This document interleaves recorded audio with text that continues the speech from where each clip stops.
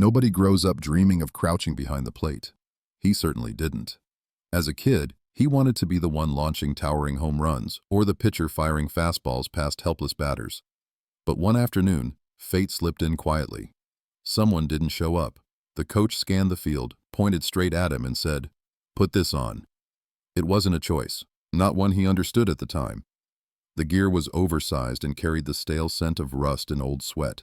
The helmet felt like the prison door clanging shut over his face. The shin guards clacked against each other with every awkward step. He waddled toward home plate like a knight in borrowed armor. And then came the first pitch that skipped in the dirt, crashing into his chest and knocking the breath out of him. The laughter around him stung, but he stayed there, caught the next pitch, and somewhere between the sting and the dust, something clicked. To the uninitiated, a catcher is simply the one who squats behind the batter, but that's like calling a conductor the guy waving a stick. A catcher is the team's silent architect, receiving every pitch, reading the entire field, calling the game one signal at a time. He sees more than the pitcher, who stares down a single target, or the batter, who chases one swing. From behind the mask, he sees everything. The lead off the runner's foot, the subtle lean of the umpire, the way his pitcher's breathing changes under pressure. But that view comes with a price. The spotlight fades. No more roars for crushing a homer or striking out a slugger at 95 miles. Instead, he slips into a shadowed role, one without highlight reels, but without which the game doesn't even begin. Others chase glory. He learns to chase rhythm and control. Slowly, almost reluctantly, he accepts that the mask isn't just gear, it's a new identity, and as the dust settles, he realizes the truth. The game starts and ends with him, whether the crowd notices or not, and that's where the real education began. The crowd had no idea what just happened. 1 second, the tying run was on third, the batter ahead in the count, tension sharp enough to cut. The next, a pitch floated in, slow, almost lazy, and the batter swung through nothing but air. Strike 3. In the dugout, they'd replay it in their heads for days. What they wouldn't see was the signal. Just one subtle tap of the glove, masked by the catcher's knees. It wasn't in the scouting report, wasn't what the analytics sheet suggested. It was instinct. The pitcher had trusted him, and that trust had flipped the inning on its head. He hadn't always been like this. Early on, he was just another kid squatting behind the plate, sticking his glove out and hoping the ball found it. Back then, he reacted to the game like everyone else, after it happened. Now, he made the game happen. From the outside, it looked like he barely moved.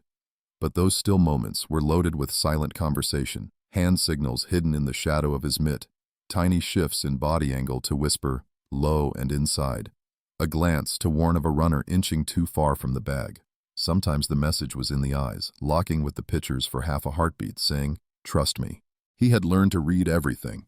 The batter inching closer to the plate, the runner's weight shifting before a steal, the way a pitcher's breathing quickened when his focus frayed. It wasn't just seeing the now, it was seeing 2 or 3 moves ahead, like a chess player setting traps in plain sight. The difference between a rookie and a veteran catcher was night and day. Rookies waited for trouble to arrive. Veterans built the conditions to control it. He had crossed that line quietly, without ceremony, until the rest of the team realized they were playing at his pace, not the other way around. And with every game, he was learning that silence, the right kind, could be louder than any cheer. But silence wouldn't protect him from what was coming next. The replay told one story. The truth told another. Top of the 8th, 1-run game. A hard line drive split the infield, skidding into the gap. He smothered it, whipped it back toward the mound, but the runner on first was already gambling for second. The throw came, off the mark, and the tag was late. The crowd groaned. In the broadcast booth, a commentator sighed. Catcher's release was too slow. It wasn't. He'd caught, transferred, and thrown in less than 2 seconds. The delay was in the pitcher's tossback, but that didn't matter. On TV, the frame froze on him. The invisible target was now painted in bold red. This was how it went. 5 flawless innings of pitch calling, positioning, and quiet control meant nothing. 1 base runner safe, and suddenly he was the story, not the way he wanted to be. The public craved spectacle. Home runs, diving grabs, 98-mile-an-hour fastballs painting the corner. Nobody tuned in to hear about the sequence of 5 perfectly placed pitches that turned a slugger into a guessing child. Even his own teammates didn't talk about it. The catcher's job was to keep the game from falling apart, not to get thanked for holding it together. It was a life lived in the shadows, not unlike the stagehands of a theater. They could arrange the lights, move the sets, cue the music, all unseen. But let one curtain drop too early, and every eye in the house turns toward the person no one noticed before. For a catcher, the paradox was cruel. Lead without being seen, take the blame without the glory, and keep playing as if it never happened. That was the unspoken deal he'd signed the day he put on the mask. And yet, as his body began to carry the bruises and strains of years crouched in the dirt, the shadows he worked in were about to grow heavier. The sound was sharp, like a hammer hitting steel. The foul ball ricocheted off the dirt, straight into the catcher's mask. His head snapped back, vision flashing white. The crowd gasped. He blinked twice, shifted his stance, and gave the pitcher the next sign as if nothing had happened. That's how it always looked from the stands. Instant recovery. What they didn't see was the dull roar building in his skull, the way his neck would stiffen for hours, or the migraine waiting for him in the locker room. A typical game day for him wasn't just 3 hours of baseball. It was a marathon in full armor. Crouching hundreds of times, bracing for fastballs, throwing from awkward angles, every movement pressed down on his knees, hips, and lower back. And when the game ended, it didn't really end. The aches followed him into the night, into the morning, into every part of his life. Getting out of bed meant bracing his knees. Reaching for a glass on the top shelf came with a sharp warning in his shoulder. Even tying his shoes sometimes felt like a challenge. The damage didn't arrive in one dramatic moment. It accumulated quietly, day after day. Chronic pain settled in like an uninvited roommate who never left. But rest was never an option. In this world, there was always someone younger, faster, injury-free, waiting.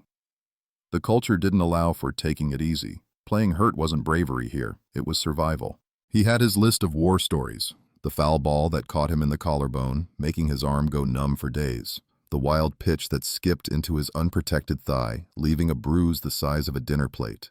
And the infamous bounce that found the one place no padding could protect, leaving him doubled over, yet still signaling for the next pitch. Each game took a piece of him. Not all at once, but enough that he could feel the pile of missing pieces growing. And though his body was breaking in slow motion, he wasn't done yet. Because soon, something unexpected would start to sharpen. His mind. The runner never saw it coming. He had taken that extra half step off first base all game long, just enough to tempt fate. The pitcher's eyes stayed locked on the batter, but the catcher's eyes, they were on the runner's feet. A barely perceptible lean forward and the trap was set. One signal, quick, deliberate, and completely off the expected sequence. The pitch came high and away, exactly where it needed to be. In one fluid motion, the catcher rose, fired to second, and the tag landed before the runner's fingertips could brush the bag. Inning over. Moments like these weren't luck. They were the product of years watching, memorizing, and exploiting the smallest human patterns. He knew which hitters crowded the plate when hunting an inside fastball, and which umpires quietly widened their strike zone in the late innings. These weren't just observations, they were weapons. The difference between a catcher who played with raw power and one who played with seasoned experience was the difference between a soldier and a commander. The former fought the battle in front of him. The latter shaped the battlefield itself. He had become that commander. Every pitch was a move on the board, every teammate a piece to be positioned, every inning a campaign to be won. The game was no longer something that happened to him.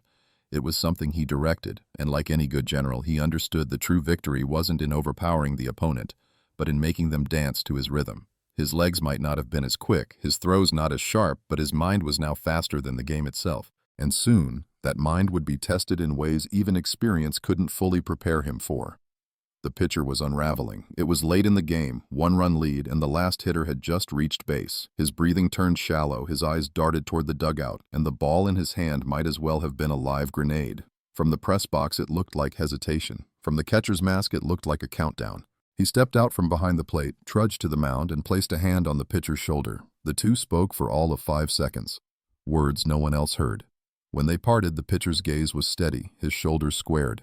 The next pitch painted the corner for strike one. That was leadership in its quietest form. No grand speech, no theatrics, just the right words, at the right time, in the right tone. It wasn't only pitchers he managed. He kept a running relationship with the umpire, a game within the game. A nod after a close call, a quick word between innings, never showing him up after a borderline strike. It wasn't friendship, it was currency, to be spent when a key pitch later in the game needed that extra inch off the plate. And then there was the unspoken choreography with the infielders. The short glance to the shortstop before a pickoff attempt, the subtle gesture to the first baseman signaling a potential bunt. No signals to steal, just a shared understanding built over countless innings together. A catcher has to think 3 steps ahead. If the opponent is planning a steal, he's already choosing between a snap throw to first or a pitch out to second. If the hitter tends to swing early, he's already baiting him into a changeup he can't reach. Every decision is a blend of data, instinct, and psychology, executed in the space of a heartbeat. From the stands, it looked like a man crouching in the dirt. From the inside, it was a conductor leading an orchestra, every note timed, every section cued, even if the audience never saw his hand. But the one thing he couldn't conduct, the one variable no signal could control, was time. The last time he laced up the shin guards, the stadium didn't know it was the last. From a distance, it looked like any other pre-game routine. The same gear, the same crouch, the same mask adjusted with the same flick of the wrist. But up close, the movements were slower, deliberate, almost ceremonial. His fingers lingered on the leather straps as if they might anchor him to the role a little longer. The mask bore scratches that no cleaning could hide, each one a scar from a battle fought in the dirt. In the dugout, the air was quieter than usual. Teammates glanced his way a fraction longer before turning back to their gloves or cleats. No speeches, no handshakes, just small, silent acknowledgments that this might be the last time he walked out behind the plate as the team's anchor. His successor waited in the shadows of the foul line, a younger catcher, all quick reflexes and clean gear. The veteran had taught him the rituals no manual covers, how to knot the glove laces so they never slip mid-game, how to tilt the mask just right to keep the sun out of the corners of your vision, how to read the subtle panic in a pitcher's eyes before it spilled over. And now, watching the kid move through those motions without thinking, he felt both pride and the faint ache of displacement. When the game ended, he didn't rush. Piece by piece, the armor came off, shin guards resting on the bench, chest protector folded in half, mask set gently on top. A quiet stack of memories no one else could read. The crowd cheered for the team, not for him. The cameras followed the closer walking off the mound. But for those who knew, the moment was clear. The mask was passing to another face. His presence would fade from the box score, but his fingerprints, invisible to the crowd, would remain on every pitch the new catcher called. And somewhere beyond the cheers, he was already wondering what the game would feel like when he was no longer wearing the armor. If you want the spotlight, don't stand behind the mask. That's how he explained it to a rookie once, not as a warning, but as a truth carved into the bones of the position. This wasn't a role for applause chasers. It belonged to those willing to trade recognition for control, noise for clarity, and glory for the quiet satisfaction of keeping the chaos contained. From the press box, a catcher is just a name on a lineup card. On the field, he's the only one who sees the whole game at once, calling every pitch, managing the pace, keeping the team's pulse steady. He doesn't just catch the ball, he catches the pieces before they scatter. It's the same in other worlds. The stagehand who makes the spotlight shine on someone else. The editor who shapes a story but never signs the cover. The surgeon's assistant who keeps the tools ready and the patient alive while someone else delivers the closing stitch. If things run smoothly, no one remembers them. If something goes wrong, everyone does. That's why it sucks. Not because it's thankless in the moment, but because you give everything, your body, your mind, your time, and your silence, knowing most people will never remember you were there. But some will. The pitchers who trusted you, the coaches who relied on you, the players who knew you were the reason they could play without looking over their shoulder. And maybe, years later, someone will glance at a new catcher crouched behind the plate and think, it doesn't look the same without him.